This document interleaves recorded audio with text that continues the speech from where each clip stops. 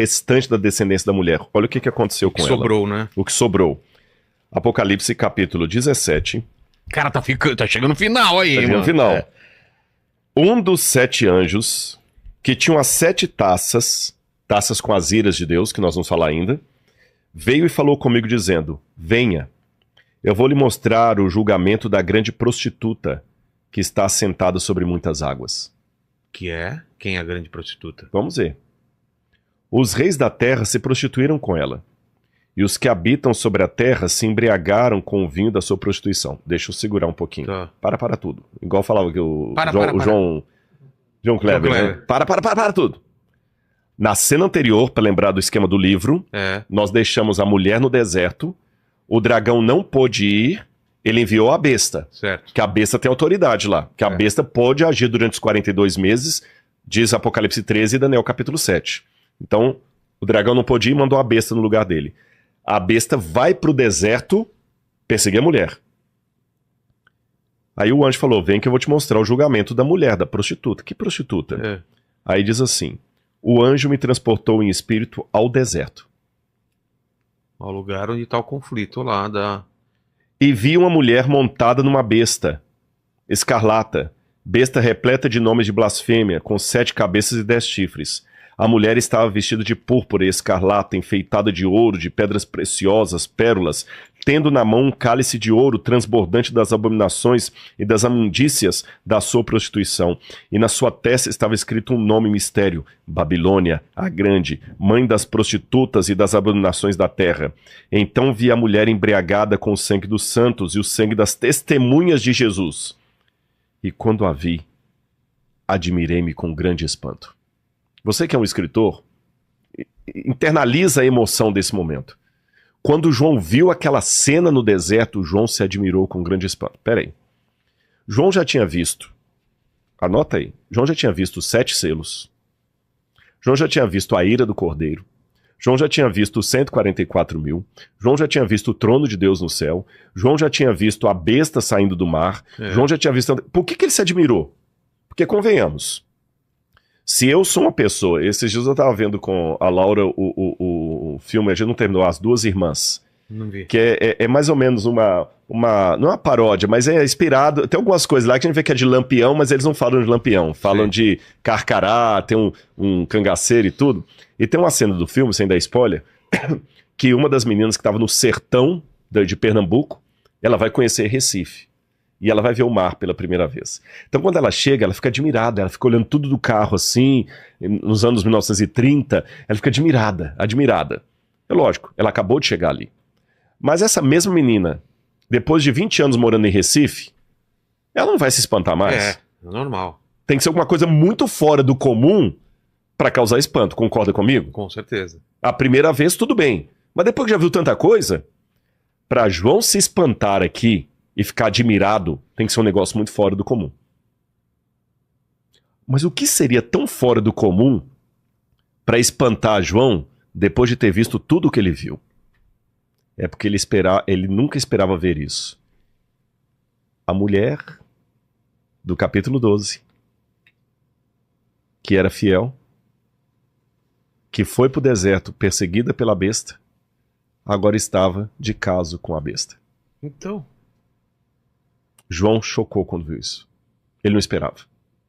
Aquele choque do como cara Moisés, que... Moisés, quando desceu do monte. Nossa, você deu um excelente exemplo. Estava adorando o bezerro de ouro. Você deu um excelente... Tanto é que tem um midrash judaico que eles fazem uma interpretação disso justamente quando Moisés desce, que o diabo fez sinais fazendo com que o bezerro, que era um animal, uma estátua, falasse. Entendi. E o povo começou a adorar a imagem porque ela parecia ter fôlego de vida. E quando a gente terminar de ler o capítulo 13, você vai ver que a besta faz justamente isso. Uma segunda besta faz uma imagem da primeira e bota o povo para adorar. Entendi.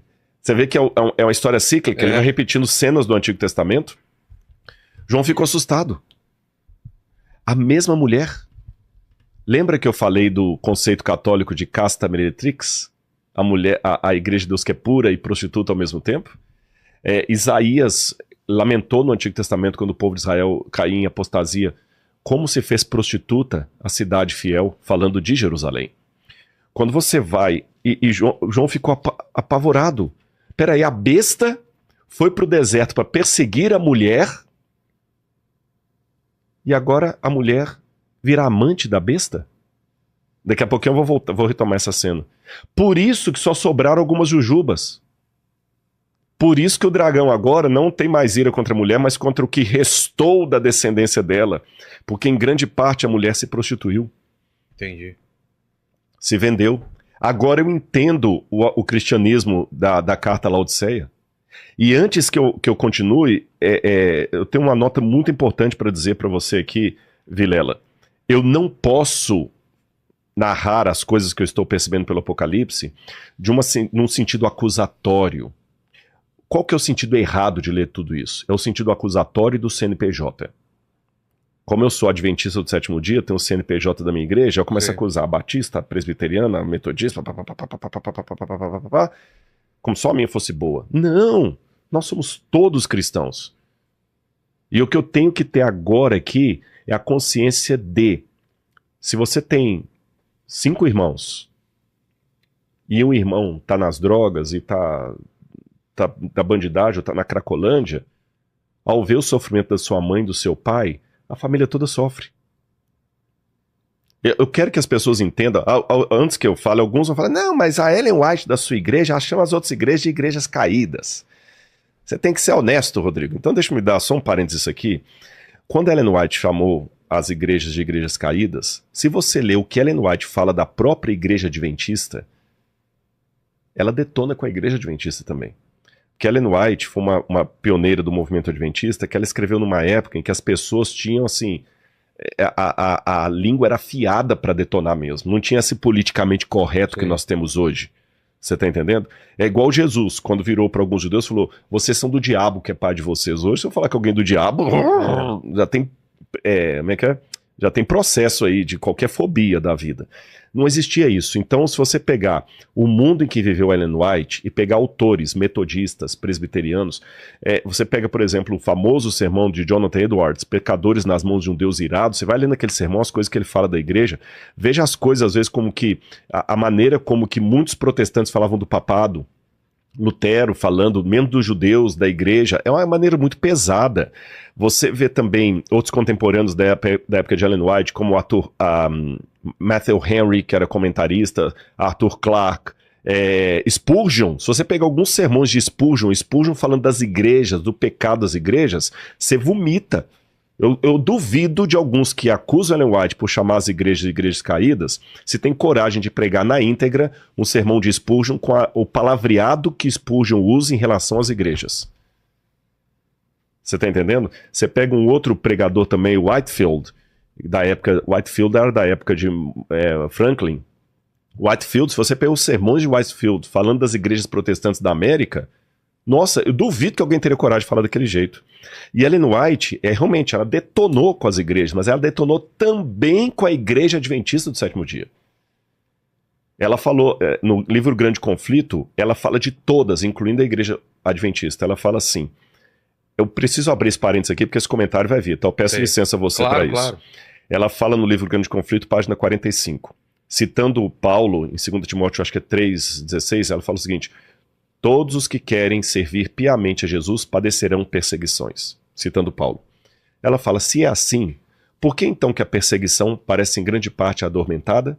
A única razão é que a igreja se conformou com a norma do mundo e, portanto, não suscita oposição. Haja um reavivamento, aí as fogueiras da perseguição vão se reacender, como nos tempos apostólicos. Então, quem fala que Ellen White discriminava outras igrejas, com todo o respeito, ele está sendo desonesto academicamente. Ou ele está lendo apenas pedaços de Ellen White. Porque essa mesma Ellen White, quando fala da igreja adventista do sétimo dia, que ela era membro, ela fala o seguinte no livro Serviço Cristão. Nenhum em 20 dos que estão com os nomes no livro da igreja estão preparados para as crises finais. Eles sempre acostumaram a ver a coisa do lado mais fácil e em vindo a perseguição não estarão prontos para enfrentá-la. Se você for bom de matemática, 1 em 20 dá 5%. Se ela fala nem 1 em 20, nem 5% da igreja adventista do sétimo dia. Então, quando alguém fala, Ellen White Por isso que eu falo que é uma desonestidade intelectual. Falo assim, por que que o Rodrigo não é honesto? Por que que ele não fala que a Ellen White considerou todas